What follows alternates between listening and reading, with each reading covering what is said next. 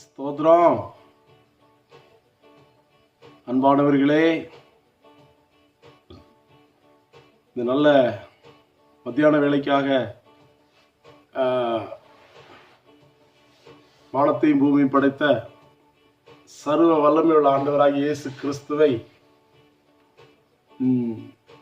வாழ்த்துகிறேன்.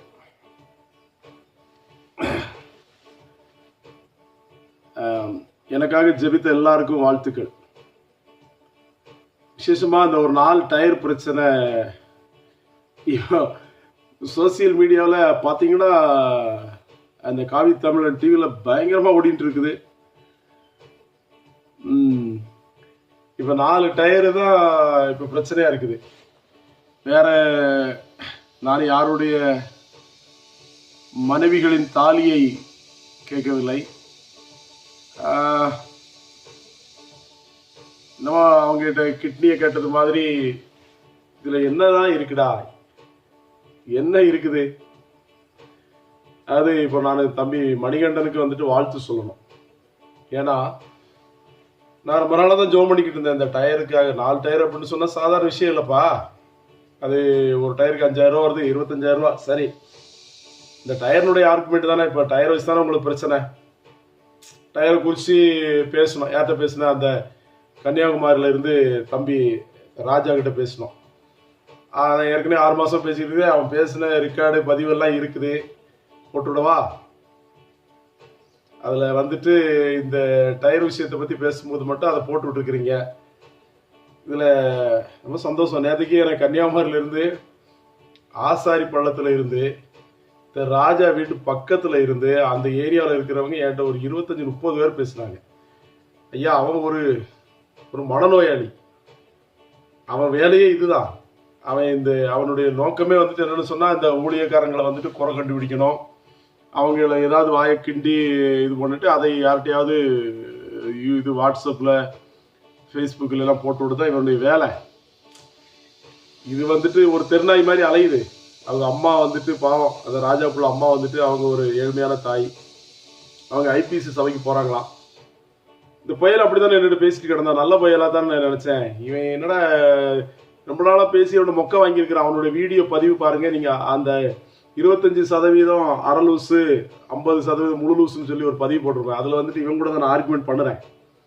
அந்த இது வந்துட்டு யூடியூப் சேனலில் ஏற்கனவே ஒரு 2 மாதத்துக்கு முன்னாடி அப்லோட் பண்ணியிருக்கிறேன். அதை நீங்கள் பாருங்கள். இப்போ ரீசெண்டாக தான் இவன் வந்துட்டு என்கிட்ட ரொம்ப பேசி குழஞ்சி வந்து அண்ணே அப்படின்னே இப்படின்னே அப்படின்னு. சரி போகட்டும், இடுங்க. இப்போ என்னதான் நான் கேட்டேன் அவங்ககிட்ட. சரி, நீ உங்கள் பிரச்சனைப்படியும் வருவோம். என்ன கேட்டேன்? தம்பி நீ ஒரு 2 டயர் வாங்கி கொடுறா அப்படின்னு கேட்டது வந்துட்டு இது பாவமா இல்லை தப்பா? இதில் வந்துட்டு இந்த வெப்பத்தில் குளிர் காயிறீங்க. எனக்கு இது ஒன்றும் பெரிய பிரச்சனையே தெரியல. இதை வேணா நம்ம ஒன்று பண்ணுவோமே. இதை வந்துட்டு இந்த பிரச்சனை வந்துட்டு அப்படியே நேராக கோர்ட்டுக்கு அப்லோட் பண்ணுமா, ஹைகோர்ட்டுக்கு சுப்ரீம் கோர்ட்டுக்கு போயிடுமா? இந்த மாதிரி ராஜன் சாமுவேல் வந்துட்டு 2 டயர் கேட்டார் அப்படின்னு சொல்லி. இல்லை, டயரே வாங்கி கொடுக்கலடா. நீ வாங்கி கொடுக்கவே இல்லை. அதுக்கு முன்னாடியே நீங்கள் இப்படி படம் போட்டுக்கிட்டு இருக்கிறீங்க. இருக்கட்டும், பிரச்சனையே கிடையாது. இப்போ என்ன தெரியுமா தம்பி நல்ல மணிகண்டன், நீ ஒரு காரியத்தை புரிஞ்சிக்கா. இந்த 4 டயர் விஷயத்தை பேசின உடனே என்னுடைய அன்பு சகோதரிகள் எல்லாம் இப்போ எனக்கு ஃபோன் போட்டு, பாஸ்டர் உங்களுக்கு எத்தனை டயர் வேணும் தான் கேட்குறாங்க. புரியுதா? நான் இப்போ என்னன்னா இந்த வாரம் நான் வண்டிக்கு டயர் என்ன பண்ணுவேன், சூப்பர் டயர் நல்ல பிராண்டட் ஐட்டம் வாங்கி போட போகிறேன். இந்த டயர் வாங்குவதற்கு காரணமாக இருந்த நெல்லைமணிக்கும் தம்பி ராஜாவுக்கு என்னுடைய வாழ்த்துக்கள். அது மட்டும் இல்லை, இந்த இன்னைக்கு காலையில் கூட ஒரு பதிவில் வந்துட்டு ராஜன் சாமுவேலுக்காக ஒரு ப்ரேயர் லைனில் போய் ஒரு அக்கா கிட்ட ஃபோன் போட்டு இந்த மாதிரி ராஜன் சாமுவேலுக்கு வந்துட்டு டயர் தேவைப்படுது, அவருக்காக ஜோம் பண்ணுது. அதுவும் ஒரு பாவம் தெரியாமல் அதுவும் ஜோம் பண்ணுது. உண்மையிலேயே அந்த ஜோம் பண்ணின அக்காவுக்கு வாழ்த்துக்கள். ஜோம் பண்ணின அக்காவுக்கு எனக்காக டயர் வாங்குறதுக்காக அவங்க ஜோம் பண்ணாங்களா, அவங்களுக்கு வாழ்த்துக்கள். ஏன்னா இவங்களை ஜபத்தை கேட்டுதான் ஆண்டவர் எனக்கு டயர் வாங்க ஆண்டவர் நம்மளுக்கு ஹெல்ப் பண்ணியிருக்கிறார். இல்லையே நான் வந்துட்டு சொல்கிறேன்னா, இப்பவும் நான் சொல்கிறேன், என்னைக்கு சொல்லி இதை வந்து நான் ஊழி ஆரம்பிக்கப்பட்ட நாளே சொல்லிக்கிட்டு இருக்கேன்னா, வறுமையில் தான் ஊழிய செய்கிறேன்டா, ஏழ்மையில் தாண்டா ஊழிய செய்கிறோம். நாங்கள் ஊழியத்துக்கு எந்த அளவுக்கு வருதோ அந்த அளவுக்கு அப்படியே அள்ளி ஏழைகளுக்கு கொடுப்போம்டா. பரதேசிகளா, ஏழைகளுக்கு அள்ளி கொடுக்கண்டா. என்ன இந்த வண்டியும் கூட வந்துட்டு பார்த்தீங்கன்னு சொன்னால் அதில் ஏழை வாழைகளை தாண்டா ஏற்றிட்டு போவோம். இந்த வண்டியில் போய் தாண்டா ஊர் ஊராக போய் இயேசு கிறிஸ்துவோட சுவிசேஷத்தை அறிவிச்சுக்கிட்டு இருக்கிறோம். வண்டியில எப்பவுமே 5 பேர் 6 பேர் 10 பேர் இருப்பாங்கடா. காட்டுல போறவங்களை எல்லாரையும் ஏற்றி கொண்டு ஃப்ரீயா விடுவோம்டா. எத்தனை மருத்துவமனைக்கு நாங்க அதுல எவ்வளவு ஜாமானை வாங்கிட்டு போய் மருத்துவர்களை போய் சந்திக்கிறோம், மருத்துவமனைகள்ல போய் நோயாளிகளை சந்திக்கிறோம், எவ்வளவு காரியங்களை பண்ணிக்கிட்டு இருக்கிறோம். அந்த வண்டி டயர் தேஞ்சதுக்கு இந்த 2 டயர் விஷயத்த வந்துட்டு ஒரு பேச்சுவார்த்தை சொன்னதுக்காக இவ்வளவு பெருசுபடுத்துறீங்களே. பரவாயில்ல தம்பி, வாழ்த்துக்கள். இந்த டயர் எனக்கு வாங்கி கொடுக்க முன் வந்திருக்கிற என்னுடைய கிறிஸ்துவ சகோதர சகோதரிகளுக்காக வாழ்த்துக்கள். எல்லாருமே பாஸ்டர் உங்க அக்கௌண்ட் நம்பர் தாங்கன்னு தான் கேட்டாங்க. நான் எதுக்கு அக்கௌண்ட் நம்பர் கேட்குறீங்க? உங்களுக்கு எத்தனை டயர் வாங்கணும், நாங்க உங்களுக்கு ஹெல்ப் பண்றோம்னு சொல்லி என்னுடைய அன்பு ரத்தங்கள், என்னோட அன்பு சகோதர சகோதரிகள் பரிசுத்தவான்கள் போன் போட்டு கேட்கிறாங்க. அதற்கு வழிகாட்டினது யாரு? ராஜாவும் நல்ல மணிகண்டன் தான். எனக்கு ரொம்ப சந்தோஷமா இருக்குடா. பரவாயில்ல, எனக்கு டயர் வாங்கினப்போ மிச்ச படம் தான் இருக்கும், வண்டிக்கு நான் அண்ணவணிக்கிறேன், சிசி கட்டிக்கிறேன், ஒன்றும் பிரச்சனை இல்லை, சந்தோஷம் தான். ஆண்டவர் இப்படியெல்லாம் ஒரு வழிகளை திறந்தா விடுவாரு. ஆண்டவர் யாரை கொண்டு வேணாலும் அற்புதம் செய்ய முடியும். ஒரு தீர்க்கதரிசி எலியாவை வந்துட்டு ஒரு சாரபாத்து விதவை கொண்டு போஷிக்க முடியும் என்று சொன்னால், ஆயிரக்கணக்கான லட்சக்கணக்கான கோடிக்கணக்கான பேரு அன்பு உள்ளம் கொண்ட பிள்ளைகள் இருக்கிறாங்க. ஸோ இந்த ஊழியமே ஒரு பெரிய மிராக்கல், தரிசனம் தான். எனக்கு இந்த ஊழியத்துக்கு வந்துட்டு பல கோடிக்கணக்கான பணங்கள் தேவைப்படுது. அது கண்டிப்பா தேவைகள் வேணும், பணம் வேணும். பணம் இருந்தால் தான் ஊழியம் செய்ய முடியும். உழைப்பு ஒரு பக்கம் இருக்கிறது, இன்கம் வேணும், சர்ச்சு கட்ட முடியும், ஏழைகளுக்கு அள்ளி கொடுக்கணும்ல. கவர்மெண்ட்டும் கொடுக்க மாட்டேங்குது, பணம் போடுறாங்க. நீ கொடுக்குறியாடா? நான் கேட்கிறேன், மணிகண்டன் உன் சார்பா வந்துட்டு ஒரு சின்ன பென்சில் வாங்கி கொடுத்துருப்பியா அந்த ஸ்கூல் பிள்ளைகளுக்கு? பெரியவன் மாதிரி பேசிக்கிட்டு இருக்கிற. நாங்கள் கொடுக்குறோம், வாங்குறோம், கொடுக்குறோம். என்ன மோகன் சிலாசர் அண்ணா கொடுக்குறாரு, எல்லாருமே கொடுக்குறாங்கடா, வாங்கி வாங்கி கொடுக்குறோம். என்ன சரி இருக்கட்டும், வேற யாரும் கொடுக்குறாங்களோ இல்லையோ, ஜேபி மினிஸ்ட்ரியில் வந்துட்டு நாங்கள் கொடுக்குறோம். ஜேபி மினிஸ்ட்ரியில் பிரசிடென்ட் அண்ட் ஃபவுண்டரு, சரியா? ஓகேயா? எங்கள் சகோதரர்கிட்ட வந்து கேளு, எல்லா வேணா ஃபோன் நம்பர் வேணா தாரேன், கேளு. ராஜன் சாமி எப்படின்னு சொல்லி கேளு. என்னை வந்து நீ வந்து சர்வே பண்ணுறா. நீ பேசுறதுக்கு முன்னாடி முதல்ல வந்துட்டு நீ முதல்ல பைபிள் வசனம் என்ன சொல்லுது? உன் கண்ணில் இருக்கக்கூடிய உத்தரத்தை நீ எடுத்துட்டு தான் உன் சகோதரனுடைய கண்ணில் இருக்க துரும்ப பார்க்கணும். நான் வந்து இந்த ராஜாவுடைய நிறைய இப்போ சீக்கிரட் தகவல்கள் வந்திருக்குது அவனை குறித்து, எல்லாம் ரெக்கார்டு. அவங்க சொன்னாங்க ரெக்கார்டு போட வேண்டாம் அப்படின்னு சொன்னாங்க. நான் சொன்னேன், நீங்கள் சொன்னாலும் நான் போட மாட்டேன். ஏன்னா எனக்கு இனி ஒருத்தனை வந்துட்டு பப்ளிக்கில் அவமானப்படுத்தி அதில் வந்துட்டு சந்தோஷப்படுகிறவர் ராஜன் சாமுவேல் கிடையாது. நீங்கள் சொன்னாலுமே நான் போட மாட்டேன் அப்படின்னு சொன்னேன். எத்தனை பதிவுகள் இங்கே என்னுடைய இதில் ரெக்கார்டில் இருக்குது.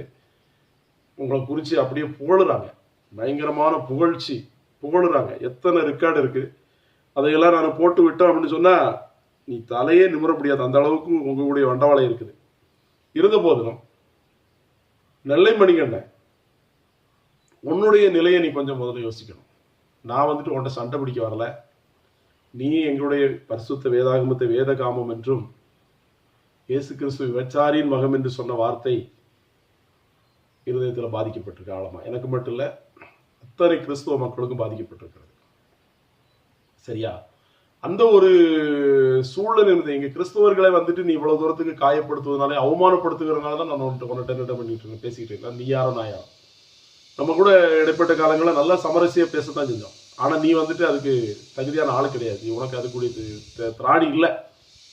உனக்கு எனக்கு அந்த தராதரம் ஒத்துக்கிடாது. உன்னுடைய ரகசியங்களை குறித்து உன்னுடைய ஊர்ல இருந்து இருக்கக்கூடிய இளைஞர்கள் எத்தனை பேர் என் கூட லைன்ல இருக்கிறாங்க, அத்தனை பேரும் உன்னுடைய அந்தரங்கங்களை வந்துட்டு சொல்லியிருக்கிறாங்க.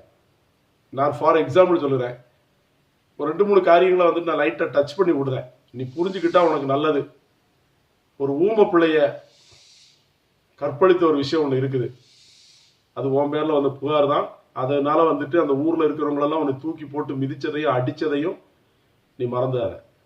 இன்னும் அந்த ஈமுக்கோள் பிரச்சனை, அப்புறம் கள்ளச்சாராயம் காய்ச்சி வித்துனது, அப்புறம் இந்த ஈரோடு பக்கம் இருந்து ஒரு பொம்பளைய ஏமாத்தி கல்யாணம் முடிச்சு 2 பிள்ளைய கொடுத்துட்டு அவளை துரத்துறது, அந்த பிள்ளைகளை வந்துட்டு செய்ய வேண்டிய கடமைகளை செய்யாமல் இருந்தது, இதெல்லாம் இருக்குது. அது அண்ணன் சுரேஷ்காணி அண்ணன் எல்லாமே லைவா நேரடியா போய் பார்த்தாச்சு. அவர் அண்ணன் உயிர்மை தமிழன் அண்ணன் நைட் அண்ணன் 8:30 மணி நேரம் பேசினாங்க.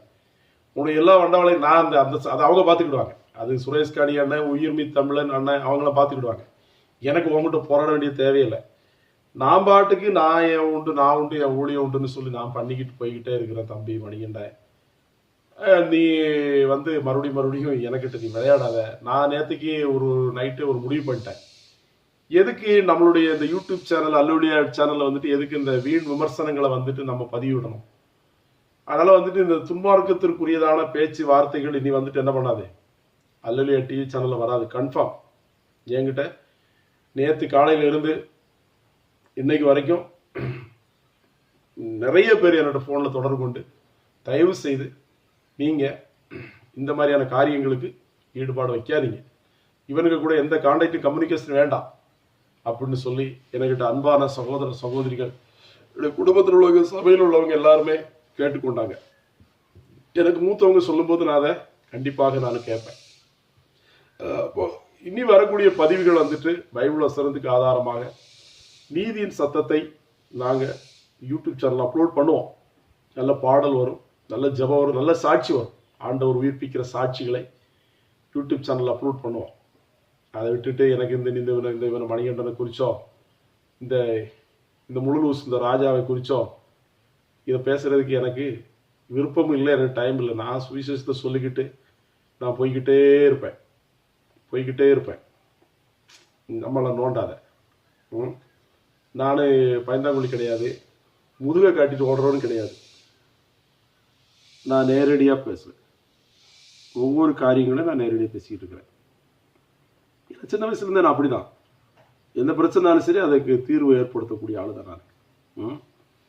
அண்ணன் கருணாகரன் நேற்று நைட்டு என்கிட்ட ஃபோனில் பேசினார். நாங்கள் நிறைய காரியங்களை பேசுவோம். அதாவது இனியும் ஆண்டோட நாமத்தை எப்படி மகிமைப்படுத்தலாம் தான். என் கூடத்தில் வந்துட்டு பேசக்கூடியவங்க எல்லாருமே ஆண்டோடைய ஊழியக்காரர்கள் இருக்கிறாங்க. எத்தனை இந்து சகோதரர்கள் என் கூட நல்ல நட்பு வச்சிருக்கிறாங்க தெரியுமா உனக்கு? இந்து சகோதரர்கள் போன வாரம் மஸ்கட்ல இருந்து ஒரு இந்து சகோதரன் உன்னை குறித்து பேசின ரெக்கார்டு என்கிட்ட இருக்குது. அந்த ரெக்கார்டை போட்டோன்னு சொன்னால் உண்மையிலேயே வந்துட்டு அது எனக்கே கேவலமாக இருக்குது. நான் போடலை. அவர் என்னோட போடணும், கண்டிப்பாக போடணும் பிரதர்னு கேட்டார்.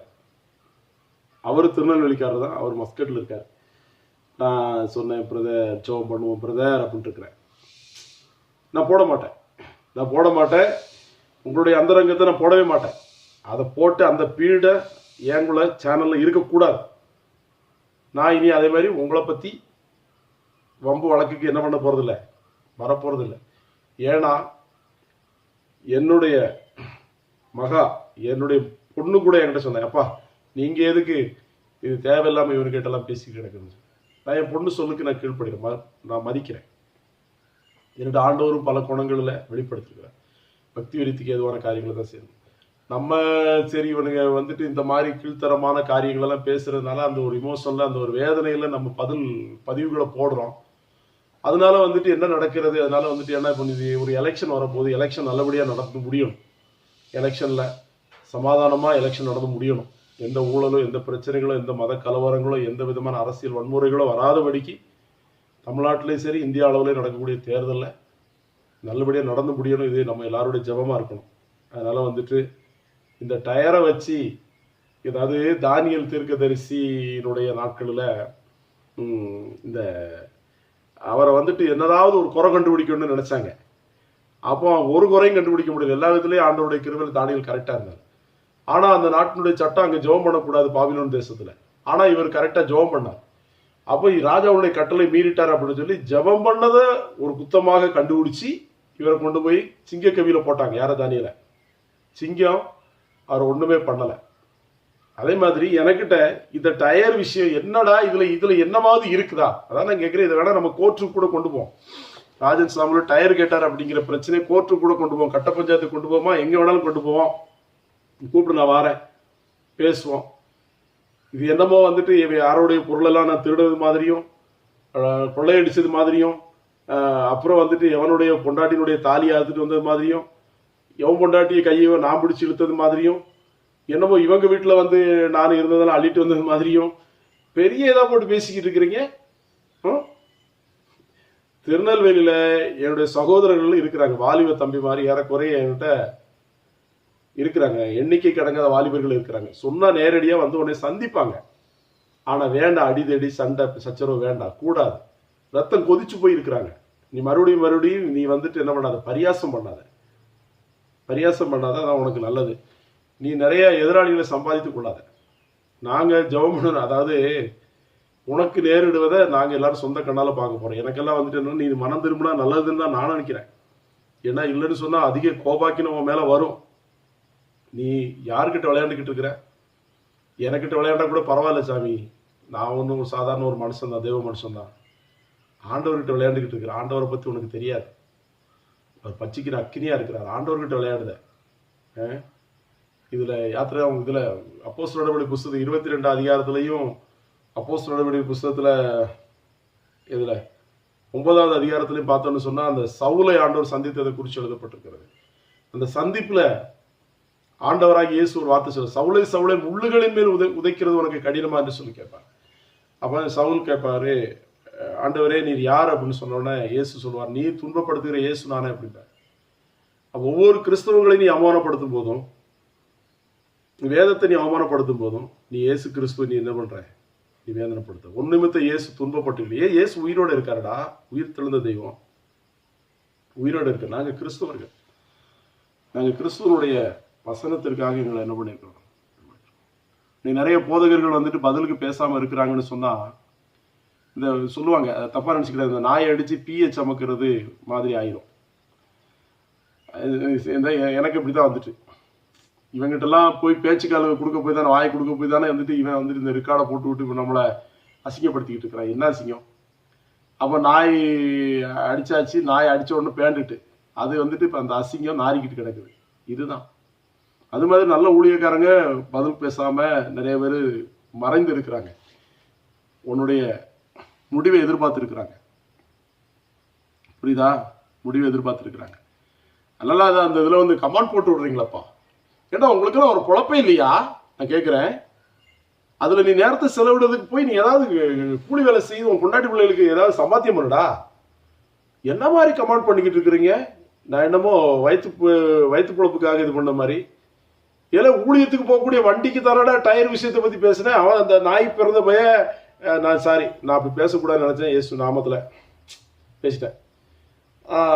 வாயே ஆண்டவரே கிருபை தங்கப்பா, கிருபை தாங்க இயேசுவை மன்னிப்பீராக, சோத்திரம்.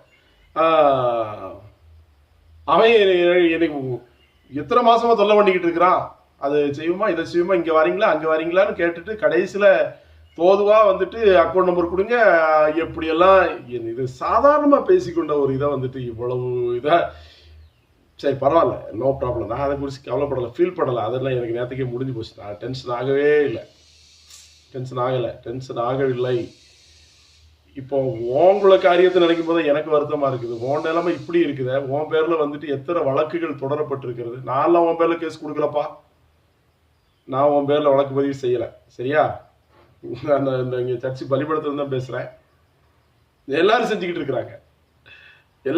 இருக்கிறாங்க, எத்தனை இடத்துல இருந்து உன் பேரில் என்ன, நீ இங்கெல்லாம் எப்படிதான் அலைய போகிறேன் எனக்கு ஒன்றும் தெரியலை.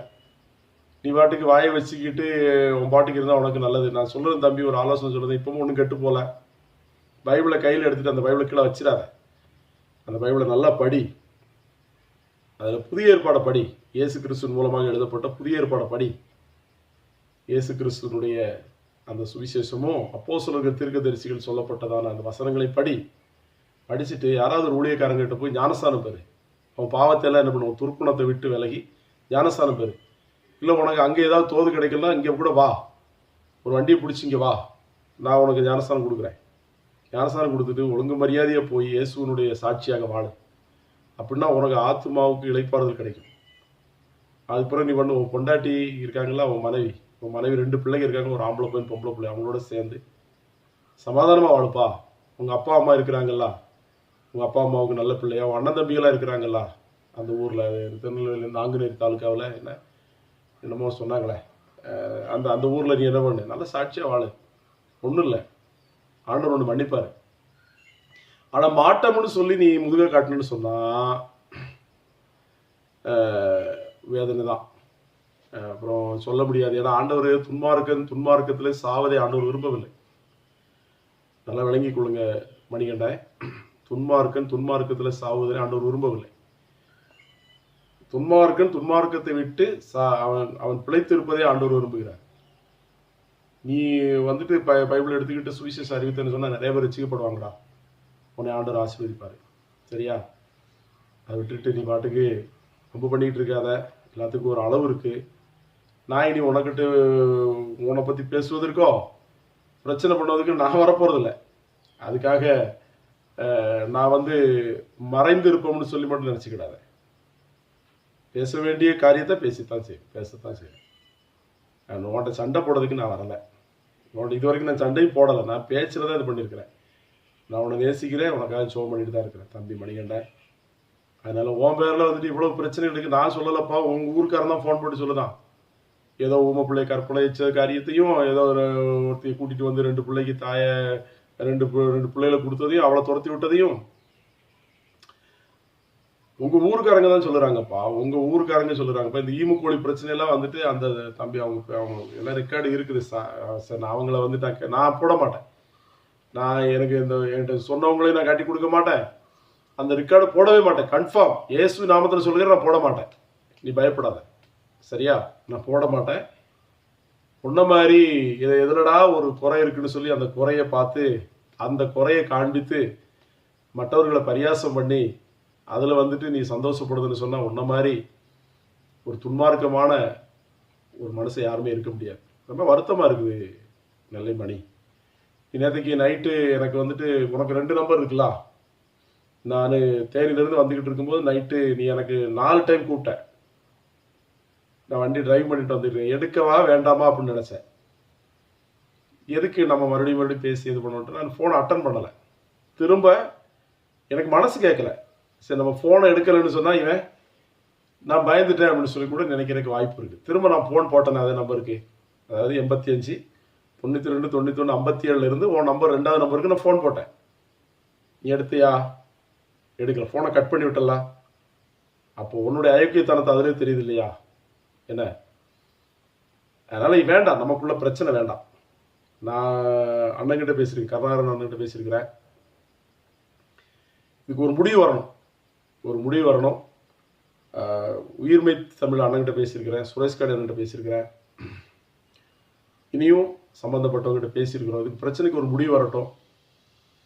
நல்ல ஒரு எலெக்ஷன் நடந்து முடியட்டும். இந்த பூமியில் உன்ன மாதிரி நிறைய பேர் ரசிக்கப்பட வேண்டியிருக்குது. ஆண்டவராக இயேசு சீக்கிரம் வரப்போறாரு. எல்லாரும் மனம் திரும்பணும், எல்லாரும் ரசிக்கப்படணும்.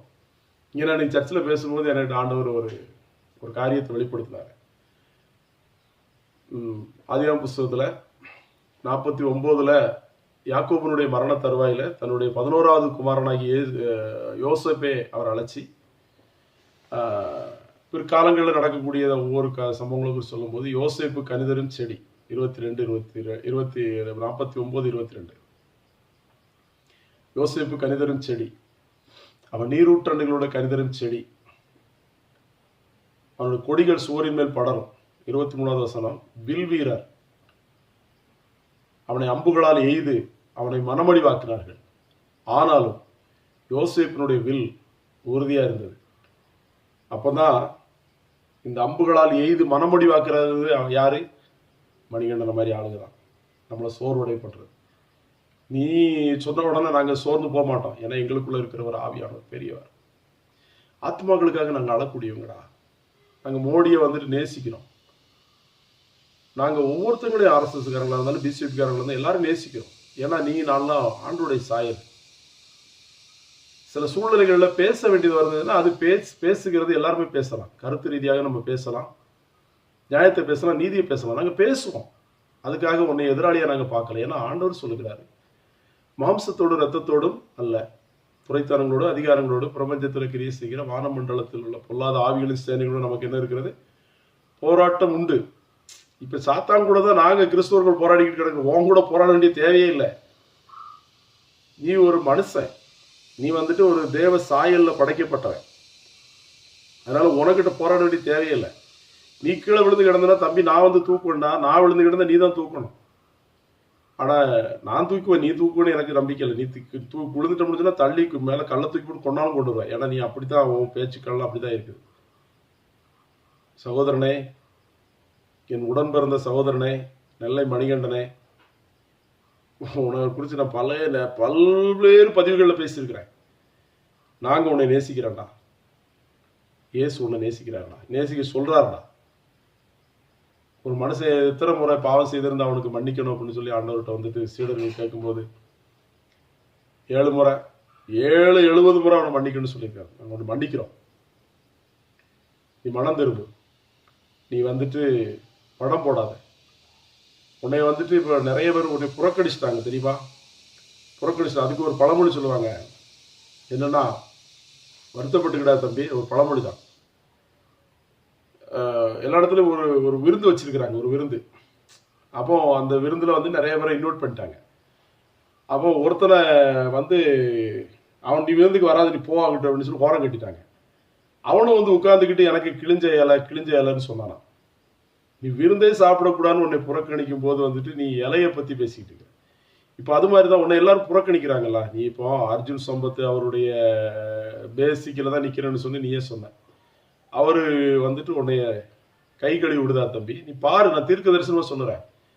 அர்ஜுன் சம்பத் அண்ணனும் உன்னை கை கழுவி விட்டுருவாரு. இவர் ஐயா மோடி அவரும் உன்னை கை கழுவி விட்டுருவாரு. நீ உன்னை எல்லாராலும் உன்னுடைய தாய் தகப்பன் உன் சொந்த பந்தங்கள் எல்லாம் கை விட்டுருவாங்கடா. அப்ப நீ ஒரு அனாதையா மாறி விட வேண்டி இருக்கும். நீ ஒரு மனநோயாளி மாதிரி நீ ஆயிராத. நான் கண்ணீரோட சொல்லுறேன், இந்த பலிபடத்தில் உட்காந்து சொல்லுறேன். அண்ணன் சொல்ற மாதிரி நீ எடுத்துக்கா. நான் கண்ணீரோட சொல்றேன். நீ வந்துட்டு ஒரு மனநோயாளி மாதிரி மாறிடுவ. நீயே உன்னை நீயே என்ன பண்ணிக்கொள்ளுவ, காயப்படுத்திக் கொள்ளக்கூடிய ஒரு நிலைமை வரும். இப்போ அந்த ஒரு நிலைமை வர்றதுக்கு முன்னாடி நீ மனம் திரும்பு. தீங்கு வராததுக்கு முன்பதாகவே நீ மனம் திரும்பினா உனக்கு நல்லது. அதனால எப்படி வேணாலும் பேசலாம், என்ன வேணாலும் செய்யலாம். அது வந்துட்டு தப்பு. என்ன குறைய கண்டுட்டீங்கன்னு தான் எனக்கு தெரியல. இப்போ என்னவோ நல்ல காரியம் நடந்துட்டு நிறைய பேர் கேட்குறாங்க, எத்தனை டயர் வாங்கி தரது கேட்குறாங்க. தேவைப்பட்டால் நான் அவங்ககிட்ட சொல்லுவேன், வாங்கி கொடுப்பாங்க. வாழ்த்துக்கள் தம்பி, ராஜா தம்பிக்கும். ராஜா தம்பி, உன்னோட சொல்றடா, இல்லை இந்த 3 நாளாக நான் உனக்கு ஃபோன் போடுறேன்டா, எத்தனை நம்பருக்கு போடுறது, நீ ஃபோன் எடுக்கியாடா. நீ என்கிட்ட எவ்வளவு, அதாவது வந்துட்டு என்னன்னு சொன்னா, நீ எவ்வளவு நல்ல பிள்ளை மாதிரி நடிச்ச. கடைசியில் உங்க அம்மா உனக்காக அழுறாங்க. அவங்க ஐபிசி சர்ச்சில் உள்ள உங்க அம்மா விசுவாசி. நீ என்னடானா அங்கே இருக்கக்கூடிய எல்லா கிறிஸ்தவர்களுக்கும் போதகர்களுக்கும் விரோதமாக பேசிக்கிட்டு அலையிற. மணிகண்டனுக்கு சொன்னதை உனக்கு சொல்லுறேன். மணிகண்டனுக்கு சொன்னதை உனக்கு சொல்லுறேன். இப்படிதான் என்னை ஃபோன் போடுறவனுக்கு எல்லாருக்குமே நான் பதில் கொடுப்பேன். டகா டகா டகா டகான்னு பேசுவேன். இடி முந்தல் மாதிரி பேசுவேன். இங்கேருந்து ஸ்ரீலங்காவிலேருந்து ஒரு தம்பி பேசினா ரொம்ப கெட்ட வார்த்தை பேசினான். நான் கொஞ்சம் அரட்டி பேசினேன். அப்புறம் எனக்கு என்னன்னு தெரியல, அவன் பேசுகிறத வந்துட்டு நான் வந்துட்டு புறக்கணிக்கலை. நான் சொன்னேன், தம்பி நீ பேசு, நீ எவ்வளவு பேச முடியுமோ பேசிக்க. அப்படின்னா கெட்ட வார்த்தை பேசினான். யாரா தாங்கிக்கிடுவீங்களா? நான் தாங்கிக்கிட்டேன். கெட்ட வார்த்தை பேசினான். பேசிக்கிட்டே இருக்கிறான்.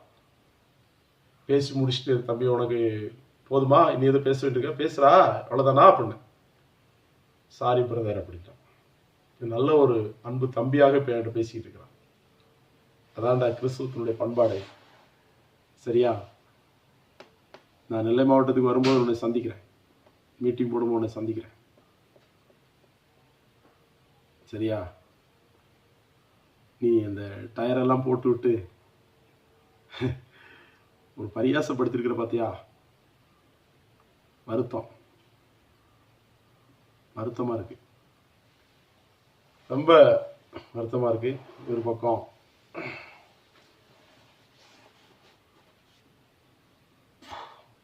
Jesus night. சரி, நீ நான் சொல்லிட்டேன். இனி நீ அடுத்து பதிவு போட்டலாம், போட்டுக்கா. எனக்கு ஒன்றும் பிரச்சனை இல்லை. நான் தான் சொன்னல, நீ எப்படி வேணாலும் பதிவு போடலாம், எது வேணாலும் எடிட் பண்ணலாம், என்ன வேணாலும் பண்ணலாம். என்ன இது ஊர் உலகத்தில் நடந்துக்கிட்டு தான் இருக்குது. என்ன வேணாலும் பண்ணலாம். மேலே இருக்கிற ஒருவர் பார்த்து கொண்டு இருக்கிறான். இன்னொன்று சொல்லுறேன், கவனிக்கல. மேலே இருக்கிறவர் பார்த்து கொண்டு இருக்கிறார்.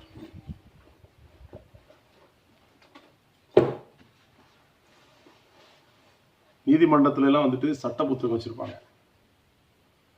அது மேல கை வச்சு துணிகரமா போய் சொல்லிடுவாங்க. ஏன்னா கோர்ட்ல போன உடனே அந்த கூண்டுல நிற்கும்போது சொல்லுவாங்க, நான் சொல்வதெல்லாம் உண்மை, உண்மையை தவிர வேற எதுவும் இல்லைன்னு சொல்லி போய் சொல்லுவாங்க. அட்வொகேட் சொல்லுவாங்க. இந்த புத்தகத்தை ஒரு எழுத்தை கூட்டுவதற்கு ஒரு எழுத்தை குறிப்பதற்கு யாருக்கு அதிகாரம் இல்லை. பரிசுத்த வேதாகமம். நீ சொல்லுகிறது மாதிரி இது பரிசுத்த வேத காமம் கிடையாது. இது பரிசுத்த வேதம். என் ஜீவன் என்னை வாழ வைக்கிறதா. தம்பி, நான் 17 வருஷத்துக்கு முன்னாடி இயேசு ஏற்றுக்கொள்ளந்தான். ஒன்று நான் ஒரு தீரா நோயாளியாக இருந்திருப்பேன். அப்படி இல்லைன்னு சொன்னா நான் ஜெயிலில் இருந்திருப்பேன். இல்லைன்னா நான் ரோட்டில் ஒரு மனநோயாளியை நான் சுற்றிக்கிட்டு இருந்திருப்பேன். அப்படி இல்லைன்னு சொன்னால் தற்கொலை பண்ணி செத்துருப்பேன்.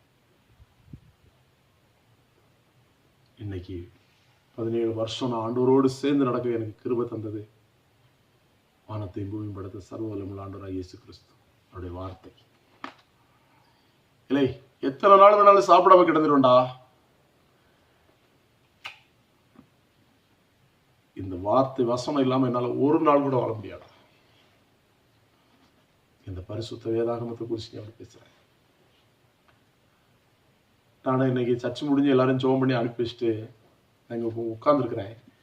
உட்கார்ந்து நான் பேசுறேன்னா உன் ஆண்டு நேசிக்கிறேன். இது உண்மையாக எழுதப்பட்ட புத்தகம். இது ஆதியிலே என்று ஆரம்பித்து ஆமேன் என்று முடிகிறது. ஆவுல ஆரம்பித்து ஆவுல முடிகிறது. விளங்கிக் கொள்ளணும். இதனுடைய ஒரு எழுத்தாகிலும் எழுத்தினுடைய ஒரு உறுப்பாகிலும் என்ன செய்வதில்லை, ஒளிந்து போவதில்லை. வானமும் பூமியும் ஒளிந்து போகும், ஆண்டவராகிய இயேசு கிறிஸ்துவின் வார்த்தை ஒளிந்து போகாது. இந்த வேதத்தை உன் கரத்தில் எடுத்திருக்கிற, இந்த வேதத்தை உன் கையில நீ எடுத்திருக்கிற. இந்த வேதத்தை நீ கீழே வைக்காத. இந்த வேதத்தை நீ சுமந்துன்னு சொன்ன அந்த வேதம் உன்னை சுமக்கும். எல்லாருக்கும் நான் சொல்லுகிறேன், எல்லா கிறிஸ்தவர்களும் சொல்லுகிறேன், ஜெபிங்க. எல்லாம் நல்லா ஜெபம் பண்ணுங்க, கண்ணீரோடு ஜெபம் பண்ணுங்க. இன்னைக்கு நான் முழுமையாக இன்னைக்கு நான் பேசினது ஃபுல்லா நான் ரெக்கார்ட் போடல, வீடியோ எடுக்கல. லாசர் ஐஸ்வர்யவானை குறித்து தான் பேசினேன். ஐஸ்வர்யவான் வந்துட்டு சம்பூர்ணமாக வாழ்ந்து கொண்டு இருக்கும்போது லாசர் என்கிறதான ஏழை நோயாளி, சாப்பாட்டுக்கு வழி இல்லாதவனாக, பசியோட எழுந்து நிற்க திராணி இல்லாதவனாக அவன் வீட்டு முத்தத்திலே அவன் இருக்கிறான். நாய் வந்து அவனுடைய பருக்களை நக்கி கொண்டு போகிறது. அந்த ஐஸ்வர்யவானுக்கு இவன் மேல இரக்கமே வரல. ஆனால் லாசரு மரித்த உடனே தேவதூதர்கள் வந்து அவனை கொண்டு போய் ஆபிரகாமனுடைய மடியிலே கொண்டு விட்டார்கள். அப்படி என்றால் பரதேஸ் 3ஆம் வானத்தில் இருக்குது. 2 கொரிந்தியர் 12 அதிகாரத்தில் பார்த்தா தெரியும். 3ஆம் வானம் அங்கதான், அங்க கொண்டு விடப்பட்டார். லாசர் மரித்த உடனே ஐஸ்வர்யவான் மரித்தான், பாதாளத்துக்கு போனான். மரணத்துல தான் எங்க போனோம் அப்படிங்கிறதான முடிவு கட்டப்படும். எல்லாருக்கும் ஒரு நாள் மரணம் வரும். மணிகண்டா பேசிக்கிட்டு நானும் ஒரு நாள் செத்துருவேன். நான் பேசுறதை கேட்டுக்கொண்டிருக்க நீயும் ஒரு நாள் செத்துருவேன். ஒரு நாள் இயேசு ஊழியம் செய்யும் போது ஒரு மனுஷன் தான், அவனுக்கு நிறைய வயல்வெளிகள் இருந்தது. அவன் வயல்வெளிகளில விதைச்சிருந்தான். பயங்கரமான விதை விதைப்பட்டுருச்சு. அந்த வருடம் பயங்கரமான விளைச்சல். அறுவடை செய்தான், வீடுக்கு கொண்டு வந்தான், பண்டக சாலையில கொண்டு வந்து அதையெல்லாம் மூட்டை மூட்டையாக அடைஞ்சு வைக்க பார்க்கிறான். இடம் பத்தல. உடனே இடித்து பெரிதாக்குனான். பெரிதாக்கி விட்டு அந்த நெல் மணிகளை கொண்டு வந்து மூட்டை மூட்டையாக இந்த பண்டக சாலையில வைத்து விட்டு ஒரு சேர் போட்டு உட்கார்றான். உட்கார்ந்து கொண்டு பேசுறான். என்ன பேசினான் தெரியுமா? என் ஆத்துமாவே, நீ அநேக நாள் சாப்பிட்டு திருப்தி அடைந்து இந்த பூமியில நன்றாய் இருக்கும்படி உனக்காக நான் இவ்வளவு தானியங்களை என்ன பண்ணியிருக்கிறேன், சம்பாத்தியம் பண்ணி வச்சிருக்கணும்னு சொன்னார். ஆண்டவர் அதை கேட்டார். ஆண்டவர் அதை கேட்டு என்ன சொன்னார் தெரியுமா? மதிகெட்டவனே, இன்று ராத்திரியிலே உன் ஆத்துமா உன்னை விட்டு எடுத்துக்கொள்ளப்படும். அப்பொழுது நீ சேர்த்தது யாருடையதான்? இதே கேள்வியை தான் நான் கேட்கிறேன். இதே கேள்வியை தான் நான் கேட்கிறேன். இன்னைக்கு நைட்டு செத்தா மணிகண்டா, நீ பரலோகம் போவாய் அப்படிங்கிறதற்கு ஏதாவது ஒரு முகாந்தரத்தை நீ தேடினது உண்டா? ஒரு அக்கா கூட என்ன சொன்னாங்க, மணிகண்டன் நைட்லாம் ஜோம் பண்ணுறாயா அப்படின்னாங்க. அவன் யாரோ ஒருத்தவங்களுடைய ஏவுதல்லாம் பேசிக்கிட்டு இருக்கிறான். அவனா பேசல, அவனை பேச வைக்கிறாங்க. அவனுக்கு பணம் கொடுத்து அவனை பேச வைக்கிறாங்க. அவன் பேசவும் பேசாமல் இருக்க முடியாது. ஆனா அவன் பேசிட்டு நைட்டெல்லாம் ஆண்டவர்கிட்ட ஜோம் பண்ண மன்னிப்பு கேட்டு இருக்கிறான் அப்படின்னு சொன்னாங்க. ஒருவேளை உண்மையா இருக்கலாம். மற்றவங்களை பிரியப்படுத்துவதற்காக நீ வாழாத. உனக்காக நீ வாழ, உன் மனைவி பிள்ளைகளுக்காக வாழ, உன் தாய் தகவனுக்காக வாழ. மணிகண்டனை மாதிரி இன்னும் பல்லாயிரக்கணக்கான பேர் நீங்க இருக்கிறீங்க. அந்த யூடியூப் சேனல்ல இந்த பதிவுகளில் வந்துட்டு இந்த கமெண்ட்ஸ் பாக்ஸில் கமெண்ட் பண்ணுகிற எல்லாருக்கும் நான் சொல்லுவேன், அது உங்களுக்கு சந்தோஷமா இருந்துச்சுன்னா எனக்கு பிரச்சனை இல்லை. நாங்கள் ஏழைகளுடைய வாழ்க்கையை பார்த்தா சந்தோஷப்படுவோம். எதிராளிகள் விழுந்து கிடக்கிறத பார்த்து சந்தோஷப்படவே மாட்டோம். சந்தோஷப்படக்கூடாது. உன் சத்துருக்கள் பசியா இருந்தால் அவனுக்கு ஆகாரம் கொடுதான் என்று சொல்லியிருக்கிறார். அதைத்தான் நாங்கள் செஞ்சுக்கிட்டு இருக்கோம். தேவராம் மயப்படட்டும். பேசுவதற்கு நிறையா தோணுது. போதும். ஆண்டவர்களை ஆசீர்வதிக்கட்டும். எனக்கு டயர் வாங்க காரணமாக இருந்த உங்களுக்கு வாழ்த்துக்கள். இந்த மாதிரி நீ யாரையும் கேவலப்படுத்தாதீங்க. என்ன இதனால வந்துட்டு எனக்கு ஆண்டவர் மேன்மையை தான் கொடுத்துருக்கிறாரு. God bless you.